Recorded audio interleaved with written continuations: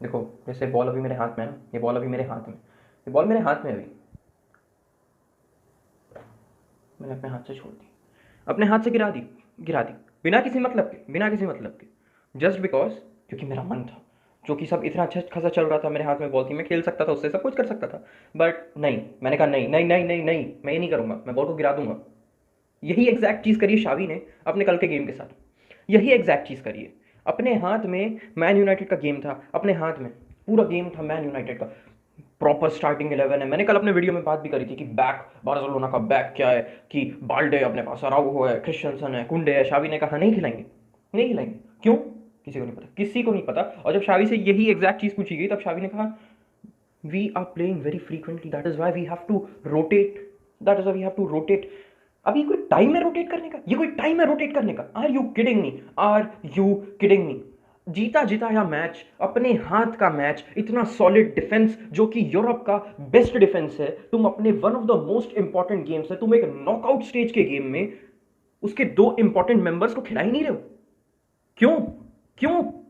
There is no reason, there is absolutely no reason and no explanation for this. कोई possible explanation इसके लिए हो ही नहीं सकता। क्यों क्रिश्चियनसन और बाल्डे को बिठा दिया? क्यों? और चलो ठीक है, बिठा दिया, कोई कोई कोई टैक्टिकल डिसीजन होगा, है ना, कोई तो टैक्टिकल डिसीजन होगा। अब तुम लोग एक बात बताओ मेरे को, जब इन दोनों को वापस सब्सटीट्यूट इन करना ही था, और इन दोनों के सब्सटीट्यूट इन होने के बाद जब हम लोग डिफरेंस देख पा रहे थे, हम लोग को पता चल रहा था कि नहीं भाई ऑब्वियसली गेम चेंज हो चुका है। इन दोनों के सब्सटीट्यूट इन होने के बाद मेरे ख्याल से टस्टिगन ने एक भी शॉट नहीं खाया, टस्टिगन को एक भी बार बॉल को छूना नहीं पड़ा। और उसके पहले क्या क्या किया टस्टिगन ने, बात तो तुम लोग को पता ही, अपन आगे डिस्कस करने वाले हैं।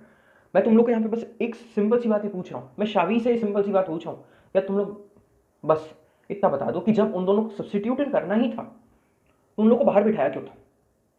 बता दो बता दो बता दो बता दो बता दो। अब अगर कोई इंजरी होती या कुछ होती तो ठीक है, बट जैसे ही ये लाइनअप आया ना, जो क्रिश्चियनसन के ऑन्टराज है उनसे पूछा है, उन लोगों ने कहा नहीं क्रिश्चियनसन को तो कोई इंजरी नहीं है, और बाल्टे को तो ऑब्वियसली कोई इंजरी नहीं है, तो पता ही है हम लोग को। तो उसके बाद क्या रीजनिंग थी, क्या रीजनिंग थी अल्बा और मार्कस अलोंसो को खिलाने की? और चलो ठीक है, रिप्लेस कर दिया, क्रिश्चियनसन को रोटेट करना था, मेरे समझ आया था यार, एक बार एरिक गार्सिया को चांस दे रहे थे। एरिक गार्सिया, हम लोग को पता है एरिक गार्सिया कोई बहुत ही ज्यादा बेहतरीन रहा नहीं है, और काफी टाइम से खेला भी नहीं है, गेम टाइम मिला नहीं है उसको। बट मैं कह रहा हूं कि मार्कस अलोंसो, जिसको तो मार्कस अलोंसो कहना चाहिए, जो कि उसकी ओरिजिनल पोजीशन लेफ्ट बैक है, उसको हटा के उसको सेंटर बैक खिलाया गया। क्यों?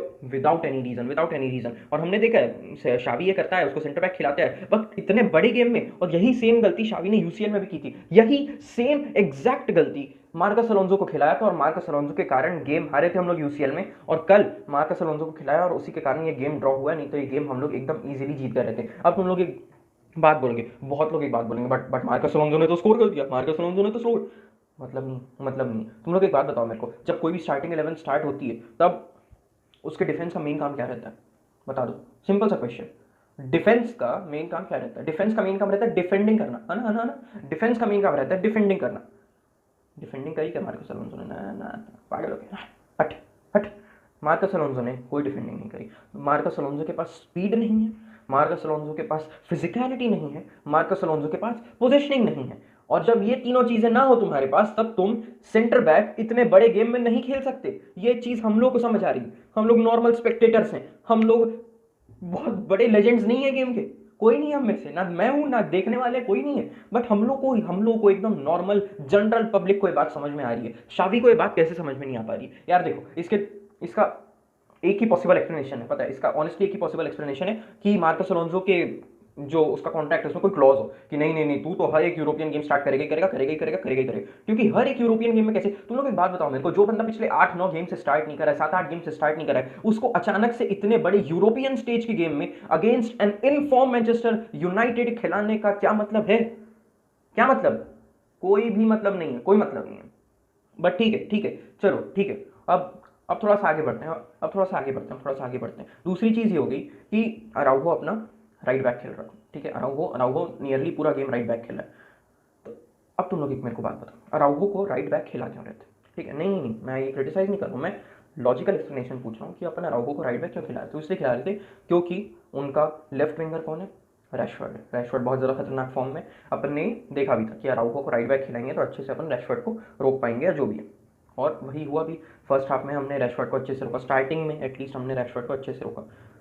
उसके बाद एरिक टेन हाग ने एक सिंपल सा ट्वीच किया, बस एक हल्का सा, हल्का सा, उठाया रेशफोर्ड को यहाँ से लेफ्ट विंग से राइट विंग पे डाल दिया, बस बस खत्म खत्म खत्म। अब तुम लोग एक मेरे को बात बताओ कि जब ये डिसीजन हो गया था, जब ये पोजीशन शिफ्ट हो गया था, तो उसके बाद अराउहो को उसकी ओरिजिनल पोजीशन पे वापस क्यों नहीं लाया गया? उसकी ओरिजिनल पोजीशन पे वापस क्यों नहीं लाया गया? क्योंकि अराउहो हम लोग को पता है अटैकिंगली उतना अच्छा नहीं है। अराउहो ने काफ़ी सारे चांसेस को ऊपर नीचे कर दिया, जो कि क्रॉसेस वाले चांसेस है, and we can't blame him, he is a centre back, we can't blame him. मैं बस इतना कह रहा हूँ कि जब कुंडे वहाँ पे खेलता है और जब हम लोग देख चुके हैं कि रैशफोर्ड को उठा के दूसरी विंग पे डाल दिया है, तो उसके बाद अराउहो को सेंटर बैक क्यों नहीं खिलाया गया? क्यों नहीं खिलाया गया अराउहो को सेंटर बैक? बताओ बताओ बताओ बताओ बताओ। तो जो भी है, ठीक है, ये तो यहाँ पे ये दूसरी गलती होगी, ठीक है। उसके बाद हम अभी बहुत सारी गलतियाँ, बहुत सारी गलतियाँ। तीसरी चीज़ आती है अपने सब्सटीट्यूशंस की, है ना, अपने सब्सटीट्यूशंस जहाँ पे हुए वहाँ पे गेम चेंज होना शुरू हो गया। ये बात हम लोग को दिख रही थी। रफीनिया बहुत प्यारा खेलने लगा था सेकंड हाफ में, और ये चीज़ अपन ने नोटिस भी करी कि रफीनिया जब फर्स्ट हाफ में नहीं खेलता था, वो सेकंड हाफ में एकदम फाड़ के रख देता है, एकदम प्यार से खेलता है, एकदम बहुत अच्छे से खेलता है, पता नहीं उसमें कुछ तो डिटर्मिनेशन आ जाता है। तो रफीनिया ने जाने से पहले, एक इंपॉर्टेंट पॉइंट, जाने से पहले रफीनिया ने एक असिस्ट किया और एक गोल कर दिया। हालांकि उस गोल में लेवांडोव्स्की का भी बहुत बड़ा कंट्रीब्यूशन था, रफीनिया ने दूर से मारा, and I don't think it was meant to be a goal, it was meant to be a cross. Lewandowski ऊपर से गोल किया, बट जो भी रीजन है, देखा है तुमने, देखा है, और वो चीज़ डिस्कस करने नहीं बैठे। मैं यहाँ पे बोल रहा हूँ कि जब उसने एक असिस्ट और एक गोल मार दिया था, जस्ट 2-3 मिनट पहले मारा था उसने गोल, उसके बाद उसको सब ऑफ करने का क्या मतलब है? क्या मतलब है उसको सब ऑफ करने का?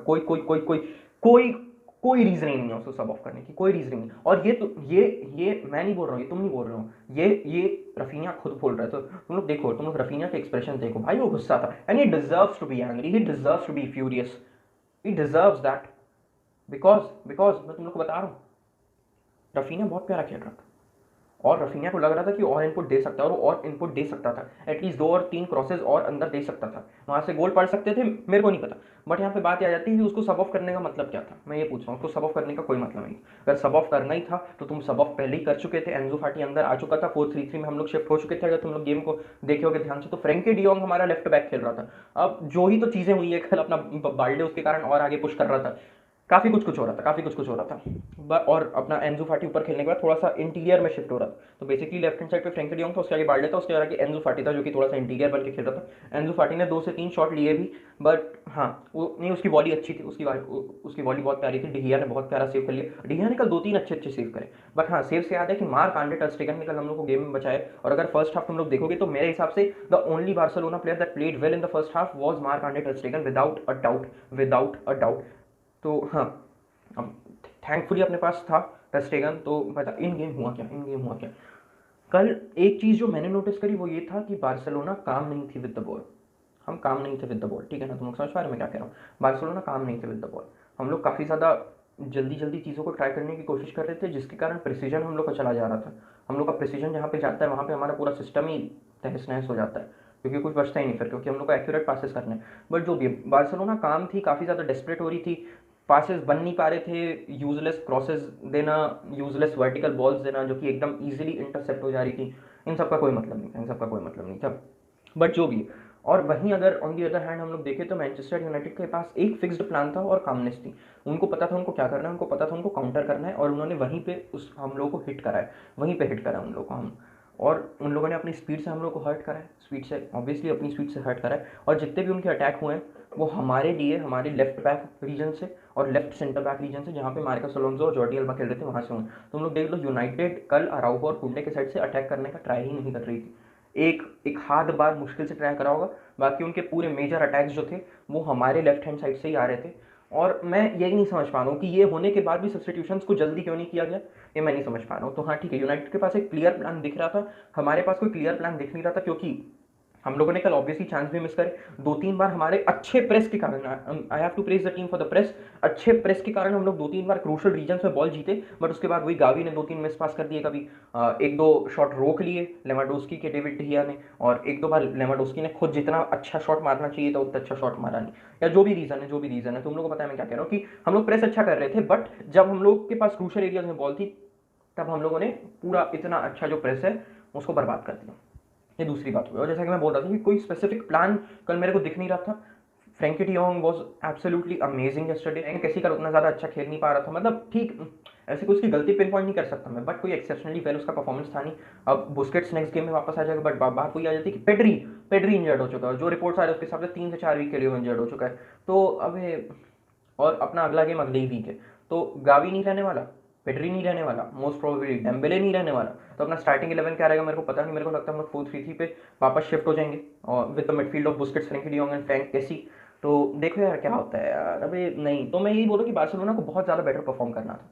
हम लोग अगर और काम रहते, हम लोग अगर और सोच समझ के चीज़ों को करते, अगर थोड़ा रिलैक्स रह के करते, और अगर टीम सिलेक्शन राइट होता, चलो वो ठीक है। अगर सब्सटीट्यूशन राइट टाइम पे रहते और हमारे पास एक प्रॉपर गेम प्लान रहता, और अगर हम लोग क्रूशल एरियाज में मिस ना करके अच्छे से शूट करके उन चांसेस को फिनिश कर दिए रहते, तो हम लोग ये गेम जीत सकते थे। एक गेम हमारे हाथ में था, एकदम हाथ में था। But you know what the good thing is that it was just a draw. That is the good thing, that is the good thing. क्योंकि भाई मेरे को तो डर, जब दूसरा गोल खाया तब तो I was almost like sure कि अब तो बार्सिलोना हार गई। बट थैंकफुली हम लोग नहीं हारे। एंड द ओनली रीजन हम लोग नहीं हारे दैट इज कि हमारे प्लेयर्स में हंगर थी, हमारे प्लेयर्स में हंगर थी, और सब्सटीट्यूशंस राइट टाइम पे, मतलब राइट टाइम पे तो नहीं किए बट सब्सटीट्यूशंस हो गए थे। तो इसी के कारण हम लोग का दूसरा गोल पड़ा, और इसी के कारण हम लोगों ने वापस कंसीड नहीं किया। बट हाँ, अगर मेरे को क्रेडिट देना है कल के ड्रॉ का, तो हमारे प्लेयर्स को देना है। अगर इन प्लेयर्स की हंगर ना रहती तो ऐसे लाइनअप के साथ जाके तो हम ड्रॉ करना तो डिजर्व ही नहीं करते। सीधी बात है, अगर मार्कस अलोंसो और जॉर्डी अल्बा को खिला रहे हो तुम, तो तुम ड्रॉ करना डिजर्व ही नहीं करते। सीधी बात है, सीधी बात है। ठीक है, तो हाँ, बात वही आ जाती है कि हम लोगों ने ड्रॉ कर लिया, अच्छी बात है, अच्छी बात है, ड्रॉ कर लिया और हारे नहीं है, अच्छी बात है। हम लोग जीत सकते थे, बट ठीक है, उस टॉपिक को छोड़ते हैं। पर अभी अपना फोकस रहना चाहिए अपने अगले दो गेम। अगले दो गेम रहने वाले वो होने वाले against Cadiz and against Manchester United in Old Trafford. ठीक है, तो ये दो गेम्स काफ़ी हमारे लिए इंपॉर्टेंट है। हम लोग को कार्डिज के अगेंस्ट जीतना पड़ेगा, क्योंकि हम लोग को लीग में वो जो 8 पॉइंट का गैप है उसको मेंटेन करके रखना है। दूसरी चीज़ आ जाती है मैन यूनाइटेड के अगेंस्ट वाला गेम, जो कि ओल्ड ट्रैफर्ड में होगा, काफ़ी खतरनाक माहौल होने वाला है। उसके लिए अपन क्या करेंगे, क्या करेंगे उसके लिए अपने को थोड़ा दिमाग से खेलना है, अपने ओरिजिनल बैकलाइन को स्टार्ट करना है और इंपॉर्टेंट चांसेस को मिस नहीं करना है। बाकी देखो, मेरे को लगा नहीं ऐसे यूनाइटेड में कुछ खास, नहीं, मैं ऑनेस्टली बता रहा हूँ। यूनाइटेड ने कल 2 गोल मार लिए and fair dues to them, उन लोगों ने हम लोग को जीतने नहीं दिया। Very very fair dues, very fair dues. But मैं यहाँ पे बस ये कह रहा हूँ, कि ऐसे अगर, मतलब हाँ, हो सकता है एक्सक्यूज हो या जो भी हो, अगर हम लोग अपनी ओरिजिनल बैकलाइन स्टार्ट करते तो मेरे को नहीं लगता हम लोग गोल कंसीड करते, और मेरे को नहीं लगता हम लोग आगे वाले गेम में और गोल कंसीड करेंगे। बट जो भी है, देखते हैं आगे वाले गेम के बारे में बात करेंगे, देखते हैं। तो ठीक है यार, इतना ही था बस आज की वीडियो में। बताओ तुम लोग, बताओ कि क्या क्या इंप्रूवमेंट हो सकते थे, क्या क्या होने चाहिए थे। चलो ठीक है, जो भी है, मिलते हैं अपने नेक्स्ट वीडियो में। तब तक के लिए विस्का एल।